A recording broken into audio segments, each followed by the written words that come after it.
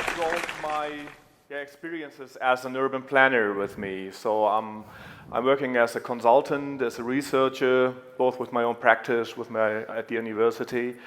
My main issue is about participatory urban development, as I call it, crowd-resourcing the city. I start with some slides which point at the big challenges we are facing in the cities today. We hear a lot of transformation today, these days. You can read books about it. So we are in an accelerating world, which for a comparatively slow system like urban planning is a threat. We have to balance inequality. This is a picture of Germany. It shows the shrinking and the growing regions. And wow, it's a quite hard job to balance those kind of, in the same time you have to push shrinking regions, and you have to balance growth in cities that get even more expensive and crowded and dense. And we hear a lot about traffic solutions probably also today in dense cities. We have to give home to people. In Germany, we have 1 million people coming to our cities, and they come to cities, they don't come to the rural areas. So we have to build homes very quickly. What kind of homes do we build? Can we build smart homes in such a short time that's needed? And we have to reinvent democracy. This is a picture from Hamburg, and it's a picture which can be seen in several cities in Europe, but not only in Europe in the last years, that people are not willing anymore to trust their experts. They are raising against urban planning issues, against gentrification, against being pushed out of the city, against local politics at the end. So for me, when looking at those issues, those big issues we as urban planners have to solve, for me, the really smart way, and we're talking about smart cities today, is unlock the citizens' creativity and use the power of the crowd to solve those problems. Normally planners are experts sitting in their towers and doing plans and hoping that their plans will fit. This is 20th century. Now we're in the 21st century, and this is Better Block from the US.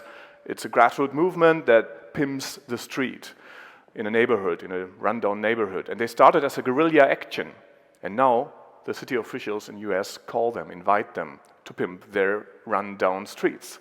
So things are changing. We see a lot of projects like this.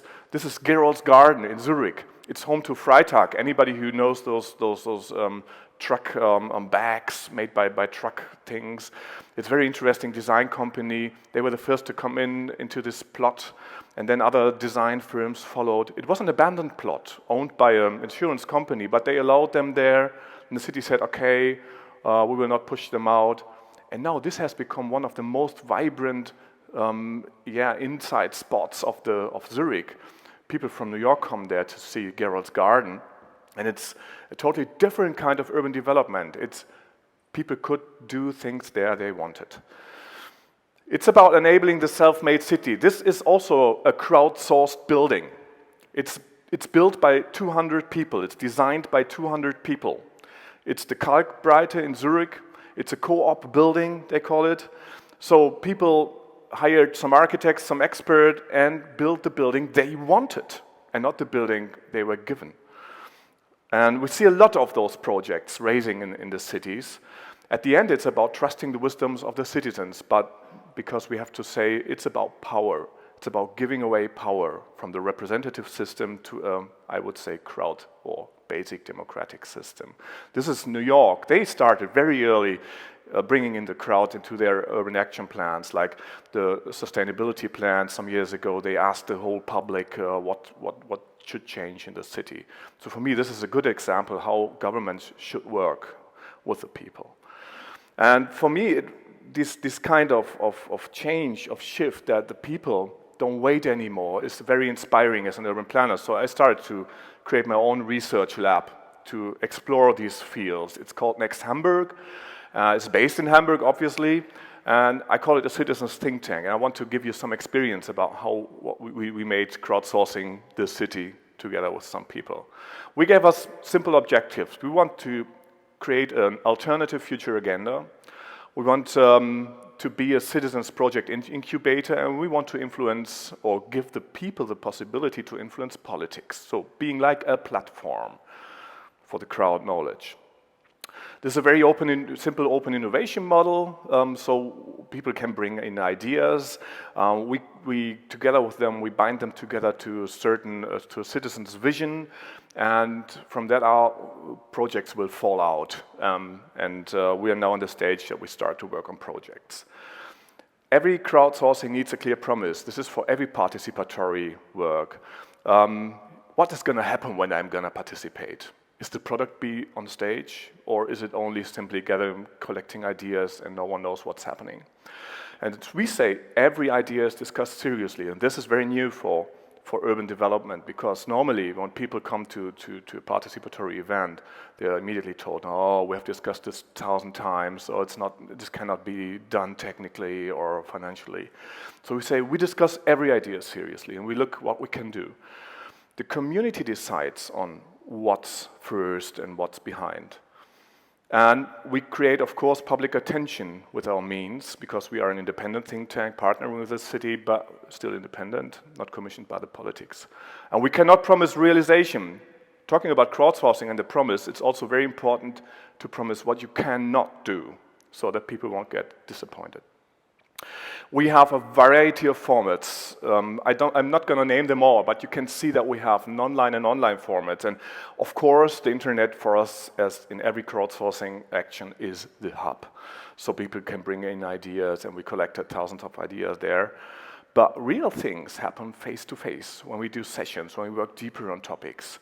And I would be very interested about hearing about experiences to bring this kind of face-to-face work to the internet world, because still it's limited. Even if we do meet the expert with 200 people, where we have city officials and people can put their questions about their ideas to the city officials. This is a format which needs a kind of intimate atmosphere, which over the internet is different. Then you start earlier to blame and to argue in a harsh way. Or if you do collaborative modeling, we tried that to bring that together with an online scenario game, but it didn't work quite properly. So what's too much? It's mostly about standing around a model and touching things. So bringing this experience to the digital world still is a big challenge, I think. Crowdsourcing the future city is about going where the people are. So we go outside, because you cannot invite the people to the web or to a venue and expect that everybody comes. So we go to the streets, we cook coffee, we offer coffee or cook a soup and invite people to chat there. And I talked about that it's very important to promise what we do, and the first thing we promise is we're going to make a book out of your vision. And this was a quite good motivation for people to come in, because they can see, oh, my idea is in that book. And this book is, it's got some, it's a bit blurry, the image, but no matter. It's collected from about 1,000 ideas. It contains 35 scenarios in politics, in urban mobility. By the way, urban mobility is when you do crowdsourcing or participatory design, it's always mobility first, because people care most about mobility. It's very interesting. And we have collected tons of ideas for new public spaces, and we work with them. We as experts, we are like their agents, the agents for their ideas. There were people coming with complete schemes for new urban transport networks, and when we introduced them to the experts in the local train company, they said, wow, this is really good. We have several similar ideas under our desks, but we didn't publish them. Maybe we should. So you can see we have really expertise among the people participating in this kind of formats. Like new typologies for housing, we found out that people do want to live closer to the rural areas in the region, or that they are very prepared for bringing in more informality. This is a picture from 2010, before the refugee wave. So now we are discussing these kinds of models for the city, how we can bring more informality to build the housing very, very fast. And we are working a lot with kids to bring in their ideas, because they are the people that are going to live in the future city, not the elder ones. So we are transferring the model a lot. We had a lot of demand from other cities to bring the model there. Together with the Goethe Institute and the Bosch Stiftung, for example, we went to Belgrade, and this was crowdsourcing there, because we couldn't get in touch with the people over the internet. Of course, they have a lot of internet coverage there, but the people in the neighborhood were mostly elderly people, and they were totally detached from internet. So we had to cook, to play tisch tennis, table tennis with them, and to get into chat with them in this way, to do the crowdsourcing we wanted. Or in Bangalore, where we were together with the Bosch Stiftung for 4 weeks and open up a space in the middle of the city. And we found out that the basic need is to have such a space. And it was crowded and filled up with people. So this is also crowdsourcing. And we started to infect traditional participation. So I said I do a lot of commission work for cities and governments, participatory design. This is in a city of 300,000 inhabitants, where we are creating the future vision together with the people, and we have collected thousands of items, of things, of ideas in the last 6 weeks. So this is very powerful, and it's changing the way we are doing plans totally. And this stretches from crowdsourcing local projects, like we did in this project, to crowdsource 20 projects which were given to the politics, then afterwards to a nationwide vision, like we did for Switzerland, together with the Association of the National Economy there. And this is also a challenge then, to go over a whole country. You need a strong media partner. This is the secret there, and we had one. But with all our efforts, collecting ideas, creating visions, programs, pushing the city ahead, what about bringing those projects to life? Because I thought about those thousands of ideas we had, and there are some really mature projects inside where we could start tomorrow. And the thing we hear always is like, wow, no money, because we have our agenda, we have our household, it's fixed. We have no time. I don't know if anybody, all of you that know people working in the administration, know how full their desks are. Yeah, they have a lot of routine jobs to do. No time for these crappy things we collect. Sometimes no will, and sometimes no idea how to handle those blurry things we collect. So we said we have to do it by ourselves and invent our own channel to realization. And so we are stepping now from crowdsourcing to crowd-resourcing to enable people to get their projects real.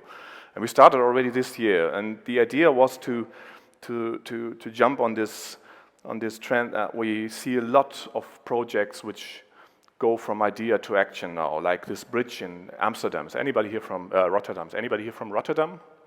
No, okay, unfortunately. Because it's a beautiful bridge built over an inner city highway, and so the people started to design it by themselves. They invited some designers to do the job, and then they collected money, and they crowdsourced the first 100 meters of those bridge. On every wooden thing there's a name of a donator. It's kind of classical, but it works. And we see a lot of platforms, a lot of activities in the field of neighborhood and urban crowdfunding now raising, and we said this has to be brought together with our idea of crowdsourcing. But crowd-resourcing is more than collecting money, because when we talk about urban projects, about smart city projects, it's about expertise, it's about politics. If you want to start to transform the street in front of your house, you have to ask the people, you have to ask the mayor, you have to ask the politics, you have to ask the technician. Is that possible? Where to do the parking? So it's not only about collecting money, it's about collecting knowledge. And so we said we have to attach the projects to this kind of knowledge. And we introduced Stadtmacher early this year. It's in English, it's Make Your City. It's a platform where you can start your project and where you can then, where we help then to gain those resources. I said that it's planning and design expertise, it's about legal issues, it's about political support, financial support. We have 4 pilot cities. It always needs a strong on-site team because we have to gain local knowledge. Getting political support is mainly about collecting local knowledge, what's feasible there, what's not feasible. And we started in our beta phase with the first projects. And it's a hard job, I have to say. It's really like enabling those people to master those projects. And so maybe we'll see next year how we succeeded with that one. Thank you.